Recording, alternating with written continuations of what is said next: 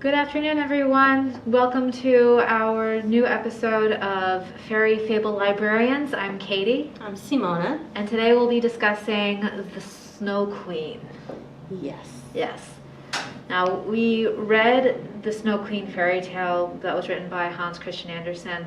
I'm not going to lie, I'm going to say that the fairy tale was fairly convoluted and it bored me to tears, and that could be because of the amount of detail that Hans Christian Andersen had put into the fairy tale. Mm-hmm. I even tried to find an audible, like a read along on YouTube, and the one that I found was this quietly read fairy tale. It nearly put me to sleep, which I think was the point to it, but it was hard to follow. It was hard to read on my own. I couldn't keep up with it. So what did you? No, I completely understand that, because a lot happened. So just for some backstory for those who are not familiar, so we're talking, as Katie mentioned, The Snow Queen, written by Hans Christian Andersen, who also wrote The Little Mermaid and among a few other stories, but yeah. Most people I'm sure are familiar with The Little Mermaid. So the Snow Queen starts off, it's strange because it's a very, like you said, convoluted, long story with multiple parts. A lot goes on. So essentially, I'm going to try to do a Cliff Notes version if I can. There are these mischievous little imps or hobgoblins that create this mirror. And essentially what they try to do is bring the mirror up to heaven. They aren't able to do so, I think, by virtue of maybe their evil nature. They drop the mirror, it shatters into all of these pieces and goes throughout the land. And wherever it touches, so if it enters your heart or your eyes, you basically go from being this very lovable person to a very cruel person. You could go from being very confident to very paranoid. It also distorts your perception of the world. So beautiful is ugly, ugly is beautiful. Yep. And one of the shards happens to fall in the eye of a young boy named Kay. It's Kai. Kai? It's Kai. Kai. It's pronounced Kai. Sorry, Kai. No, it's all right. And he is friends with a young girl named Gerda. Yes, okay. Gerda. Kai and Gerda. Kai and Gerda. Yeah.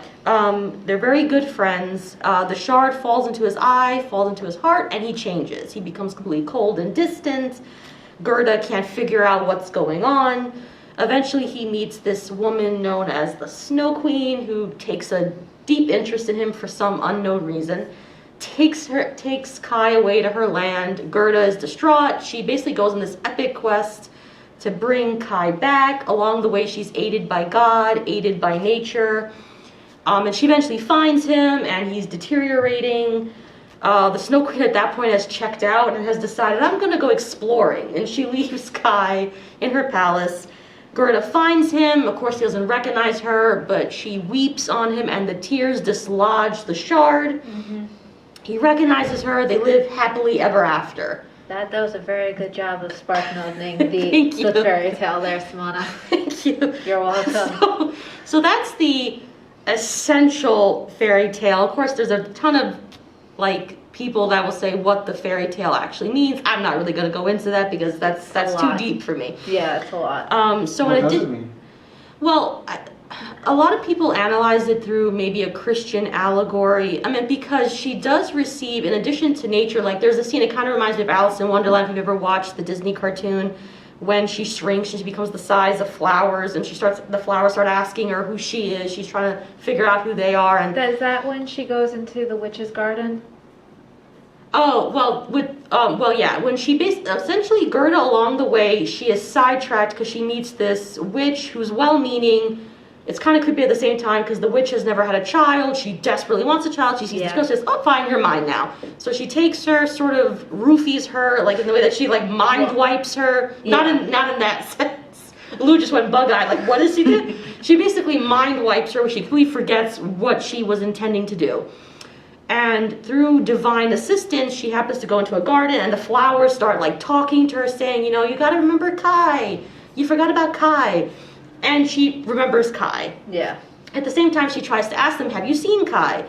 And they go into this nonsensical rhyme where each flower says, I'm a tulip, and I wish I could be an astronaut, or not astronaut, but, it's very weird. Like I said before, it's very convoluted, and a lot of the details don't tend to move the plot forward. It's just kind of like this standstill of, I don't want to call it nonsensical, because it did have a purpose at one time when Anderson had written the fairy tale. But at the same time, it's like, okay, why do we need this part in it? She could, it's... I almost thought of it, and this sort of came afterwards, that nature plays a big part, and maybe Gerda could be considered as being the embodiment of nature, the embodiment maybe of spring. She's obviously very good. She doesn't have any flaws whatsoever. Oh, yeah. So, and you juxtapose that to the Snow Queen, which essentially in the story, the Snow Queen, other than kidnapping a child, which, yes, she doesn't really do anything else. Right. She basically takes him because I think she's curious about him. Yeah. Essentially tells him, or maybe I'm confusing this with the cartoon, because we also, in addition to reading the original tale, we also looked at a Snow Queen 1957 animated film. We looked at the Chronicles of Narnia, the Lion, the Witch, and the Wardrobe, because, and if, for those who aren't familiar, I will go over like a Cliff Notes version of what the Chronicles of Narnia is about, but there is the White Witch figure, which C.S. Lewis admitted was modeled after the Snow Queen figure. Because you see definite similarities between the Snow Queen and the White Witch in the Chronicles of Narnia. So we did, watch the animated film, which was pretty much like the original fairy tale, with the exception of the Queen is more vindictive. Yeah, and she played a much bigger role in the animated film. Yeah. She was more of the villain. And I mean, in the original fairy tale, Kai does insult the Snow Queen. He essentially says that if the Snow Queen ever showed up here, he would throw her into the fire and she would melt. Yeah. And that kind of sets off his the Snow Queen's kidnapping of him. And it's I don't know if it was clear in the fairy tale, if that was the reason why. But in the animated movie, that was the reason, and she sent the shards after Kai, and then, by the end of it, and like the animated movie pretty much does a good job at following the fairy tale. Yeah. And then by the end of the animated movie, what's different is that Gerda's love for Kai essentially defeats the Snow Queen, and she saves Kai from essentially dying, because that's what's happening to him. Exactly, yeah. And they return to their town and their home, and they essentially, as you said, Simona, live happily ever after. And there's also a Geppetto-esque character who's in the in this film. I'm not going to pronounce the Russian name. I'm just going to call it the Snow Queen. It's a 1957 animated film. And in the intro, there's this short older man that's basically telling the children, he sort of like breaks the fourth wall and talks to the audience, essentially telling him, this is the story that you're going to hear. He's the story elf. Exactly, yeah. And he kind of reminded me of Geppetto, because if you've ever watched the classic Pinocchio cartoon from Disney, we're assuming a lot, but most people, I'm sure, have watched it. There's the the Jiminy Cricket. Jiminy Cricket, not Geppetto. Geppetto was the father of Pinocchio. Jiminy Cricket. There's the Jiminy Cricket character, which essentially starts the story off. He opens the book, and he sort of is like helping the audience along. Yeah. This is what that older man reminded me. I was like, oh, it's Jiminy Cricket. Yes, and in the English dubbed version of the movie, which I saw, he is voiced by Mickey Rooney. Which was interesting. So the animated film, the major difference being is the Snow Queen is the one that gets things started off. She shatters the mirror, because essentially she gets upset because Kay says, like, how dare you assume that you can easily defeat me, and she sets things off. Right. But it's a lot more straightforward, not as convoluted as the original fairy tale. And like I said, I'm sure there are people that have analyzed that story to death and probably know the deeper meaning. I really don't. Like I said, the whole flower part, other than the flowers basically having a desire to be human, maybe, because they talk about it, yeah, I don't know how much purpose that actually served. Yeah. But yeah. So the next thing that we looked at was the Chronicles of Narnia, The Lion, the Witch, and the Wardrobe. And for those who are unfamiliar, this is a juvenile fantasy series written by C.S. Lewis. The first book, I believe, was written in either the 40s or 50s. I can't recall exactly. I think he was writing about the same time as Tolkien was writing because they knew each other. Yeah. And it's set during World War II, during the bombing of the city of London. And at that time, a lot of children were being evacuated from the city into the countryside because it was believed they would be a lot safer. And London was practically destroyed during this period with the amount of bombing that was occurring. So It's also known as the Battle of Britain. Yeah, so that's the backstory. And of course, C.S. Lewis, the audience that he was writing for, these people would have been living during this and they would have been well aware of the context behind this. So there are 4 siblings, Peter, Susan, Edmund, and Lucy Pevensey. And when the story begins, they've already been sent off to the countryside and they're going to live with this eccentric rich man in his countryside manor. Yeah. Yeah. And in the movie, he's called the Professor. Yes. Yeah, and if you have seen the movie provides a little bit more context because the assumption is if you're American, you may not be aware of the context behind the story, why they're leaving. So the film opens up where you actually see the bombing occurring. Yeah. You see them going onto the trains. So they essentially go to live in this manor. The story really kicks off when the youngest sister, Lucy, they're having a game of hide and seek. Lucy enters this wardrobe because it's a beautiful wardrobe. She's like, oh, curious. She goes in there, and once she enters there, she enters the magical land of Narnia. So the wardrobe acts as a portal. Yeah, or a gateway. Yeah, she enters this magical land that's, there's winter time. She meets a faun named Mr. Tumnus. Who's a great character. Yes. Mr. Tumnus is startled to see her, and he asks her, are you a daughter of Eve? Now Lucy's a little confused. Right, and we should point out, too, is that humans don't exist within the realm of Narnia. Yes. Which is why he says what he says, because it's like this whole Christian themed of the Chronicles of Narnia. Yeah, so essentially when he asks if you're a daughter of Eve, he's referring to Eve, the first woman, and eventually Adam, the first man. So Lucy confirms, yes, I am indeed human. He thinks that's fantastic. They go off together. He invites her to his home. He gives her food, gives her tea. He starts playing a lullaby with the intent to put her to sleep. Which he succeeds in doing. He does, but he sort of gets cold, I'll say hooves. Yes, I'm going there. He has a conscience.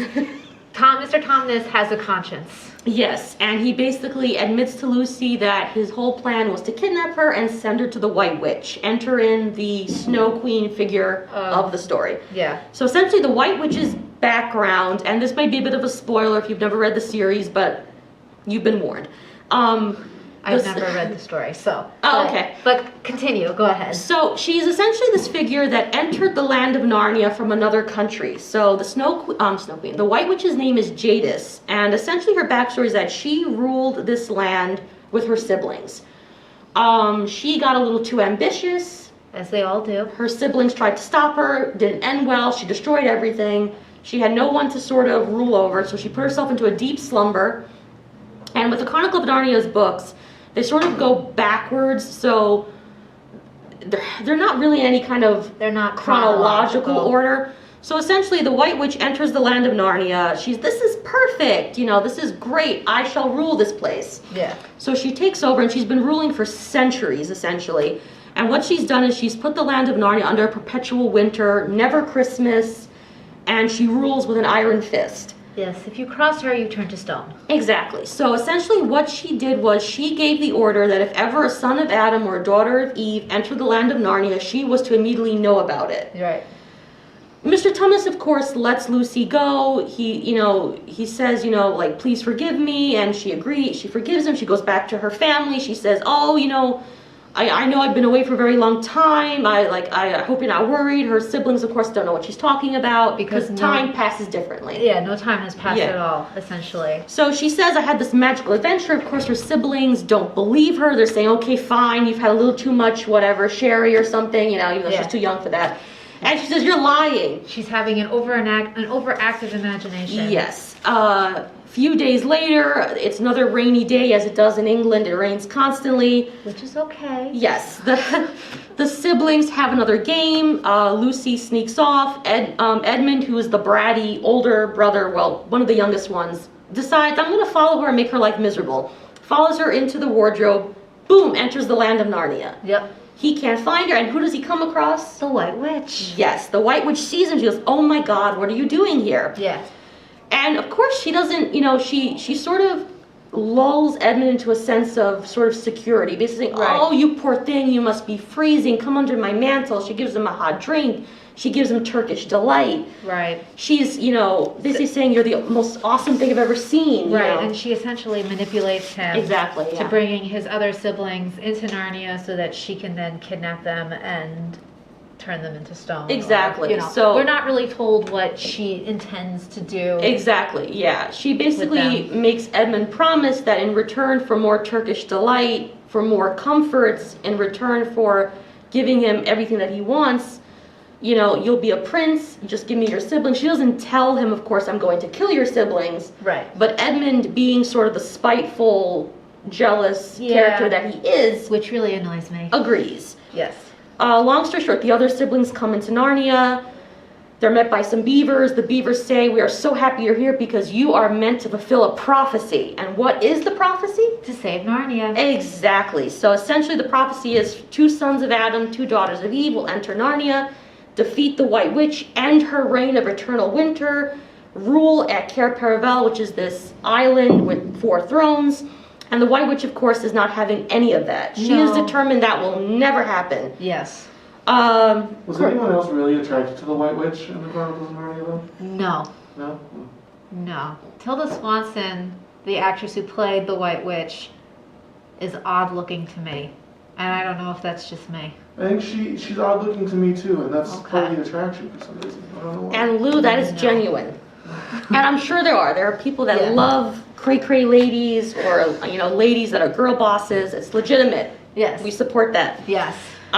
So Edmund doesn't overhear the entire prophecy because he's ready to bounce. He wants to get to the castle. He wants to be prince. And he wants his Turkish delight. Yes. Yeah. Turkish delight. So he goes to the queen, the White Witch. The White Witch is angry. She was like, you didn't listen to me. Prepare my sleigh.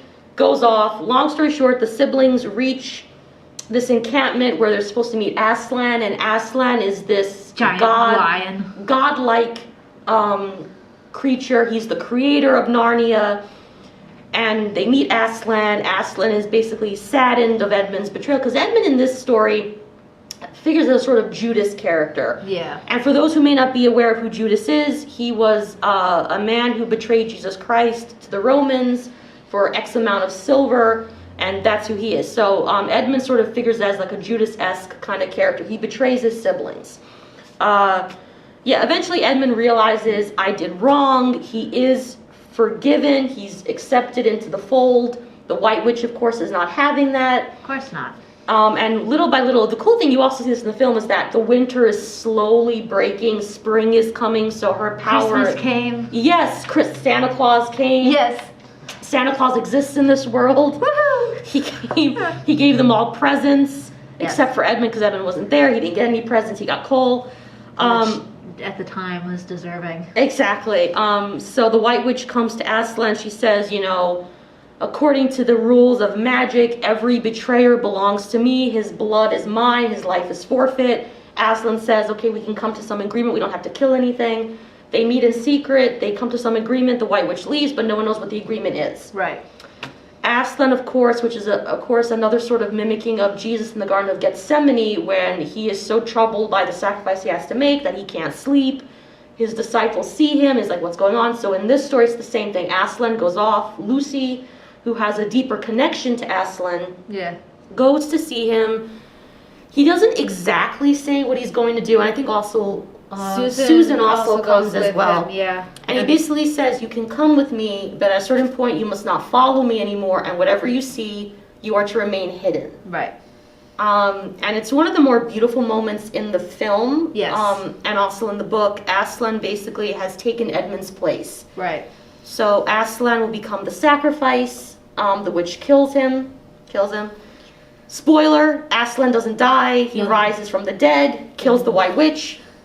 They reign in Cair Paravel forevermore. Yeah. Life is good. And where the similarities with the White Witch and the Snow Queen is that whole manipulation of Edmund, because Edmund is like the Kai character in the Snow Queen, where Kai, although he's manipulated more so by magic than by words, words can be considered magic because It definitely, so it's essentially the same but different, and the White Witch's defeat is different than in the Snow Queen. Yeah. Her defeat is at the hands, pause, I should say, Yes. of Aslan during the war, whereas the Snow Queen in the fairy tale just kind of like disappears. Yeah, she basically says, I've had enough of this. Like, I think she goes to seek out other countries. I guess motherhood wasn't for her, so she just ends up leaving Kai, like, to his own devices. Yeah. Yeah, but Lewis did state that the Snow Queen was the major influence on the White Queen, along with, and I wrote this down somewhere. She was also, I think, the inspiration. Oh, okay. So, according to the Queen's backstory, Mr. Beaver, which was one of the beavers that meets the siblings, that she is half Jinn and half giant, and she is descended from Lilith. Okay. The kingdom that she originates from is the kingdom of Charn.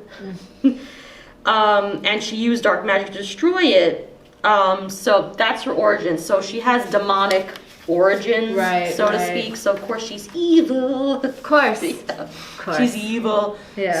So yeah. So those are where like there's the similarities, but Jadis has more ambition. Like the Snow Queen is just more like cute kid. I'm taking him. But she's also more of like a villain of circumstance rather than of ambition. Exactly. Or any sort of villainous, or I should say devious drive. Exactly. Yeah. Like the Snow Queen, you don't get that she's evil or that she's doing this. I mean, the truly evil ones are the gnomes that try to bring the mirror to heaven in the first place. Like they're the devious little imps that decide this would be fun. The Snow Queen just happens to be there. Right. Like I said, so to speak. Villainous by circumstance rather than by devious because I like really reading the Snow Queen. I don't consider her a villain. That may be an unpopular opinion, but I don't. Well, I agree. All she did was kidnap a kid, right? That's it. Well, yeah, but the kid actually was quite happy to go along too. So. Well, that was also for the mirror shards, as I said. Yeah. Manipulated by magic. So. Yeah. And then the other thing we looked at, which when it came out in 2013, this film was fire. Do you know we're talking? We're gonna ask Lou. Did you watch Frozen? I have seen Frozen. What? Yeah. Wow. So, if you guys don't know, with your niece and nephew. Oh yeah. Oh, you're such a good uncle. More so the niece than the nephew. He's still a little young to comprehend it, I think. Oh, okay. Oh. But you're still a good uncle. You're a good uncle. Thank you. Because for those who don't know, Frozen is based off of the Snow Queen. Once you know that, you essentially realize that Elsa is supposed to be the Snow Queen. Mm-hmm. But of course, it being a Disney movie, it's a very different story. Mm-hmm. Yeah. So Frozen, for those of you who have not jumped on this Frozen bandwagon, Which I doubt very highly. Sung the song. It's a 2013 animated film, and it's the story set in the kingdom of Arendelle, where the king and queen reign with their two daughters, Elsa and Anna. And what you learn is that Elsa has the power to manipulate snow, ice, and other, those elements. However, her gift has caused her to sort of self-isolate. She's not that comfortable in showing it. Anna, of course, tries to get her out there. She's like, you gotta show yourself. And that's because Anna has no idea why she self-isolates. Oh, yes, The secret yeah. of her Yeah. gift, if you want to call it that, was even kept from her. Oh, I forgot that. So Yeah. so Anna is actually innocently unaware. Oh, innocently and very naively unaware Yes, of yeah. Elsa. Yeah. So there's the big night where it's like Elsa's coming out, I guess. It's her coronation. Yeah. So for some, like she usually wears gloves. She removes the gloves.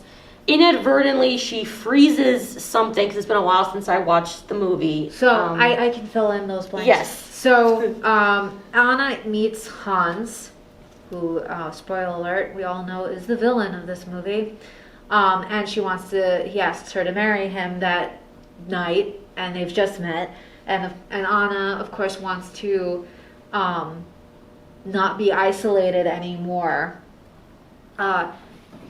She and Hans goes to Elsa and says that and tells Elsa essentially she wants to get married. Mm-hmm. Elsa says no because they just met, and Anna is outraged about why she wouldn't allow it. Why, she's gonna close the doors again, and they're gonna be in isolation again, and Anna doesn't want that, and so an argument ensues between the two sisters, and Elsa whips around to face Anna, and she shoots her hands out, and ice explodes in the space, shows up in the space between the sisters. Elsa feels that she's been exposed as a witch or as something that's different, and she runs away and essentially makes Arendelle in this deep freeze winter. And while she does that, she has the epic coming out song and Embracing Who You Are, Let It Go. Oh my goodness. Which we've all listened to. I'm sure Lou knows the lyrics by heart. Too many times. So, that epic song which everyone bounces along to. Like, I admit, when my niece was into Frozen, I was recording her, singing the Let It Go song. But I was doing it secretly because the minute she would turn, I would go I'd be like, let it go. So I started singing it with her so she wouldn't realize it. So everyone sure has sung that song. Yeah, so Elsa basically creates her own kingdom where she is free to be her. Right. But it's like that choice, though, also has consequences. Yes. And Anna makes it to the ice palace that Elsa has created with the help of Kristoff and Sven, his reindeer pal. Yes. Who should really be a girl because reindeer female have antlers during the winter time, not reindeer males. I did not know that. Yeah. Oh, Yeah. Interesting. Yeah. Yeah, so all of Santa's reindeer should actually be girls and not boys, but I'm just putting that out there. Anyway, where was I going with this? Okay, Wait, so Santa's not real then? Santa's real. His reindeer should be girls and not boys. Oh. Don't put words in my mouth, Lou. I got nervous there for a second. No, you just wanted to stir the pot. So, let me backtrack. I went off on a tangent a little there, and I didn't really necessarily want to. Anyway, stop laughing. You were just crushing the hearts of children all around the world. No, Lou, that's what you were doing. She makes it to Elsa's castle. Anna essentially tells Elsa what happened in Arendelle and asks Elsa to come back and help. But Elsa, number one, doesn't want to, and number two, doesn't know how to reverse it. So another argument ensues between the two sisters, and Elsa's magic ends up in Anna's heart. And now this is where we see similarities again with Snow Queen and Frozen, because it's like the shard of the mirror has entered Anna's heart, except it's Elsa's magic. They go to the trolls, the rock trolls that raised Kristoff, And Oh, I forgot about that. He was raised by trolls. he was raised by trolls. The troll, the rock troll chieftain they call Papa, essentially told Anna that true love will break the spell. And so, of course, she immediately thinks of Hans, who's back in Arendelle. Of course. Meanwhile, Hans's men have kidnapped they've captured Elsa from her ice palace and taken her back to Arendelle, and she's in a dungeon cell. Her hands are covered in metal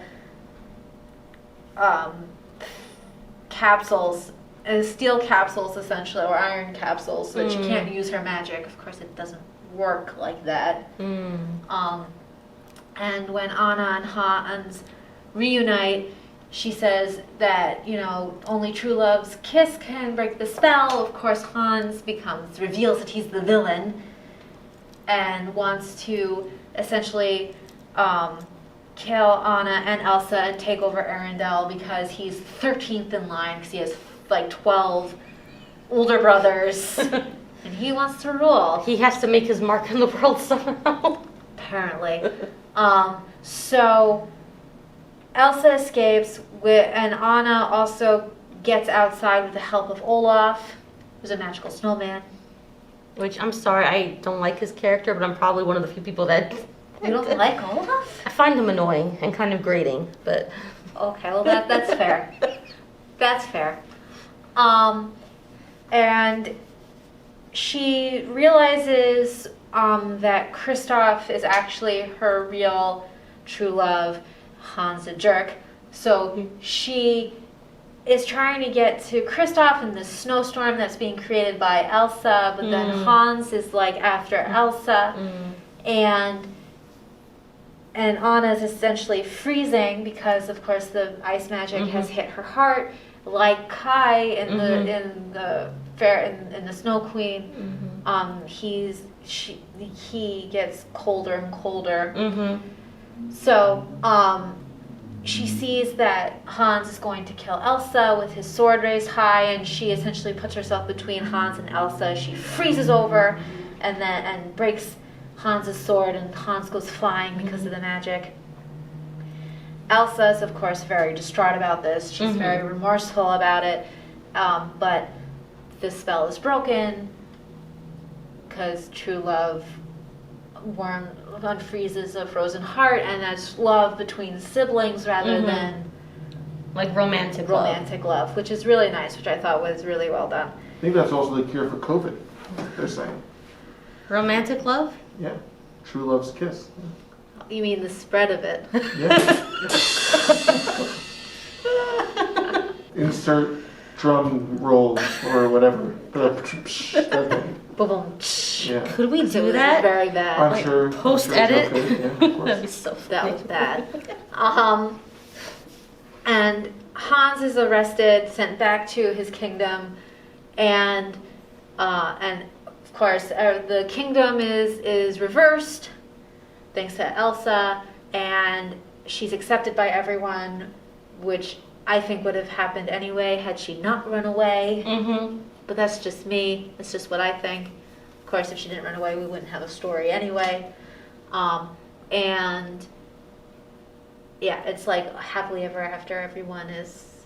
Yeah, and I honestly, I'm one of the ones that think that I think the fact that Elsa decided to walk away and then showed, I have this great power, but I'm able to wield it responsibly. Right. Is I think what ultimately gets most of the people to say, okay, fine, we can trust that you're not going to go berserk and freeze us to death or whatever. Right. But that whole film was definitely playing on the whole, all the Disney tropes, because there's the whole thing where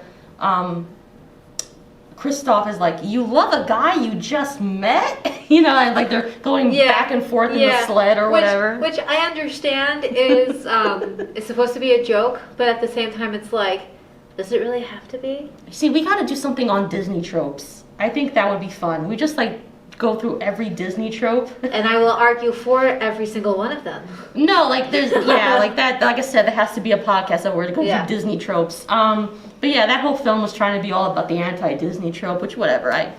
There's a reason why Disney films are still popular. Yes. You know? Yes. But yeah, so essentially that's how Frozen is like the Snow Queen, but also how it has its own Disney flair and sort of reworks the Snow Queen. A retelling of the Snow Queen. Yeah. I think it's a better retelling than at least the 1957 animated movie that we saw.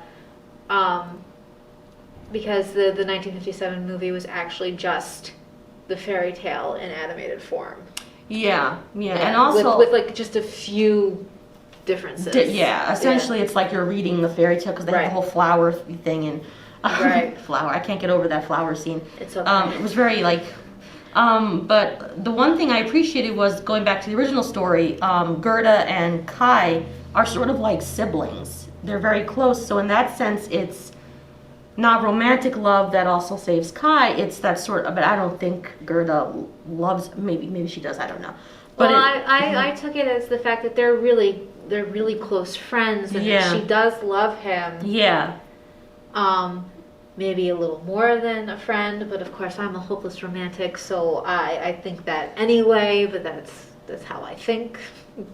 It's valid. It is a valid. Lou will support that 100%, right? Of course. Yes. I think he's just saying yes. Lou is a hopeless romantic too. Yes. Hopeless.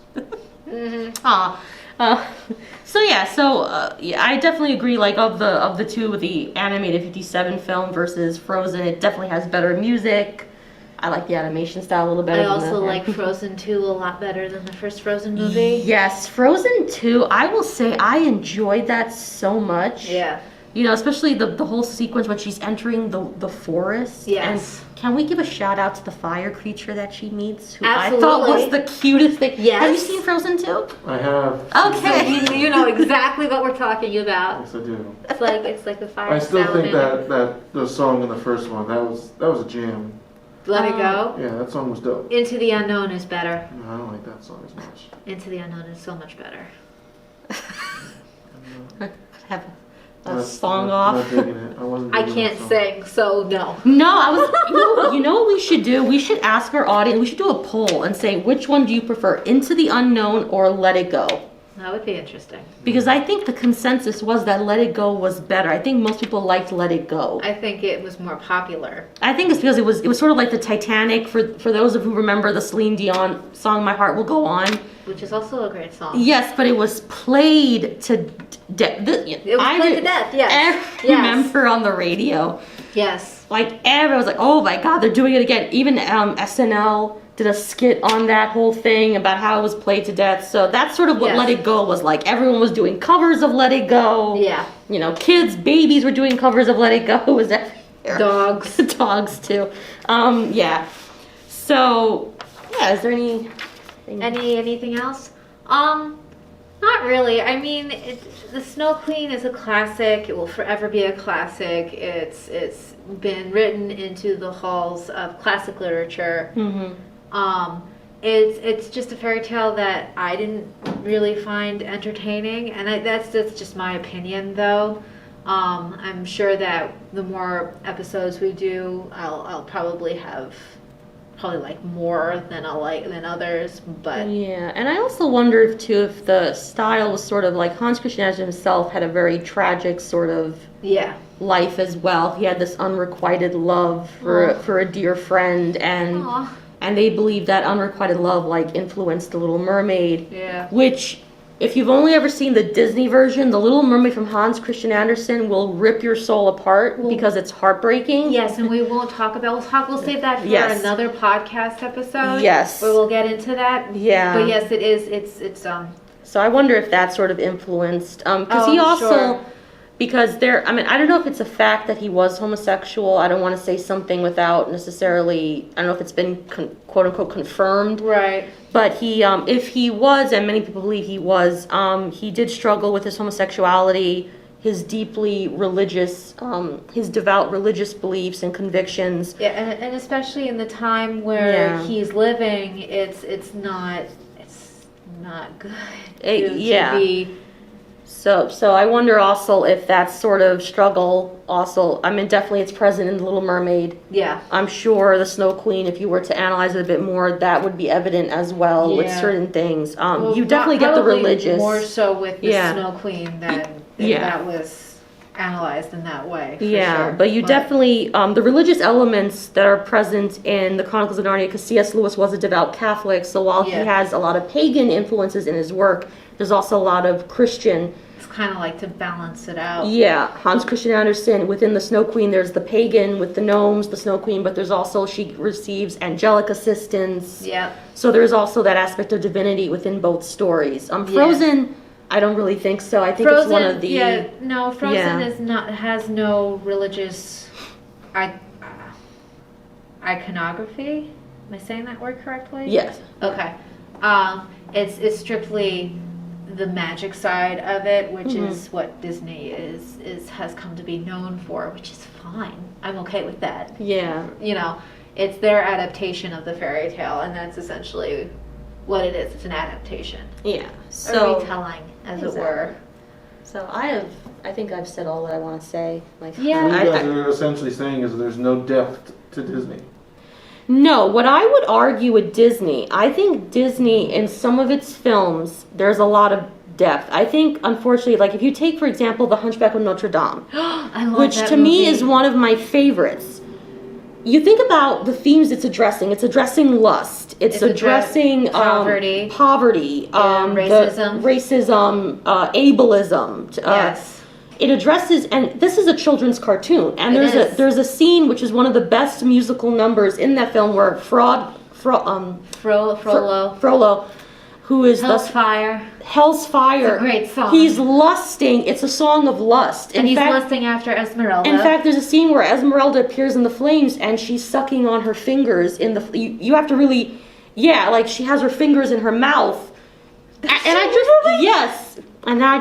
sounded so weird. We might have to edit this. But it's very sensual, like even the way she is, she's like this curvy figure, and he's lusty. It's a song about lust. Yes. It is, yes. But then with Disney, then they have to sort of like, they go really strong, and then because it's a kid's cartoon, can't have too much seriousness, they have the gargoyles, which people love the gargoyles. That was 90s Disney. Yeah. When they threw in that kind of stuff. I'm saying Frozen now. There's no because I think in our culture though we have a clear divide between cartoons there are adult cartoons, that goes without saying. Yeah. But I think most, especially with Disney, they're catering towards that young audience. So I think with certain things they don't want to go too far. Like when was the first time I think they actually showed an actual death in their cartoon? Might have been Big Hero 6, right? What? Big Hero 6. No. Well, the kid dies. No, like were they actually? Because I know in, like for example, Beauty and the Beast, when Gaston falls, he dies. That's death. But I think in Tarzan, you actually saw, because the villain gets hung by the vines, and I think at one point you see his shadow hanging. Yeah. Well, it's a really quick thing, and you've got to really watch. But also the Black Cauldron. I've never watched that one. Okay, so there's a creature character. I don't remember his name, but in order to save our principal cast, he jumps into the cauldron. Oh. And essentially everyone thinks he's dead, but he's magically revived. So essentially he does die. He boils to death. Right. Well, it's a magical cauldron. Look at hot tub. Thank goodness. And that movie was made in the late 70s. Yeah. Early 80s. Because So understandably with Disney, their films also hover between really adult themes and almost very juvenile. And Maleficent, 1956. Oh yeah, the sword through her dragon heart. The sword Yeah. through her heart when she's a dragon. Yeah. So I mean, death has been portrayed in Disney films since its inception. The evil queen in Snow White and the Seven Dwarfs falling off of a cliff and having the vultures circle around. Inside Out, dealing with mental health. Exactly. Going Inside Out. Yep. Yeah, like Inside Out is really good. The film by Pixar, Soul, which I know a lot of people were iffy on. I actually enjoyed Soul. Yeah. It's very poignant. I haven't seen it yet. So they are capable. I think sometimes in our culture where we don't want it to get too dark for children, and I can kind of understand because it's sort of like how much, going back, and I'm going to link this to Frozen. Yeah. Like how much darkness do you want to expose a child to at a certain age,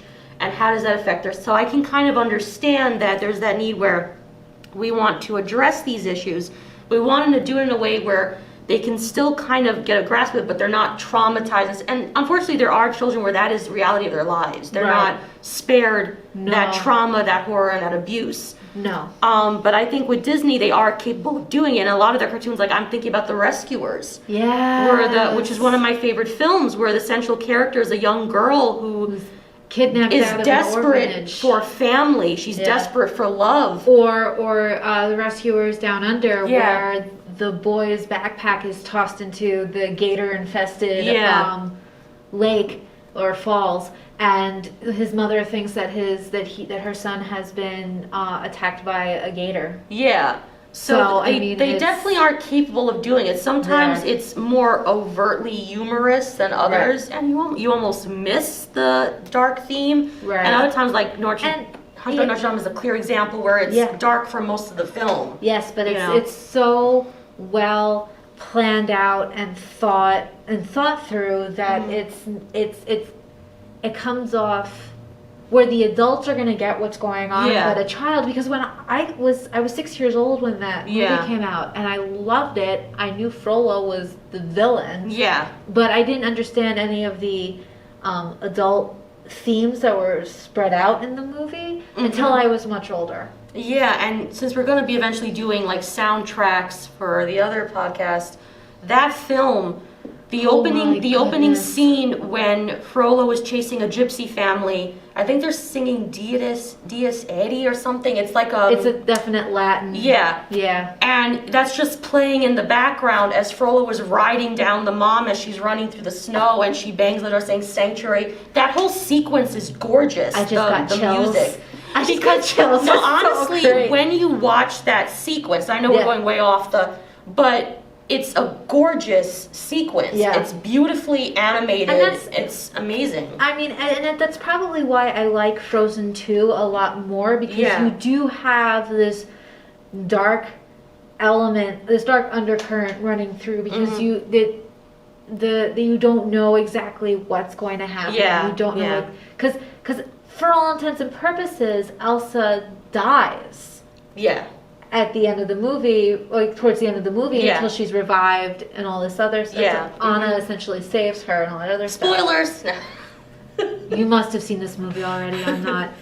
And so I think that's why I enjoyed Frozen 2 so much more. It's because it, like, at least for me, growing up in the 90s and getting the more, I don't want to say dark themed, but the movies had a dark undercurrent to them, which I think made them more gritty, more real. Yeah, and we can definitely. I would love to do a podcast on that. Yes. You know.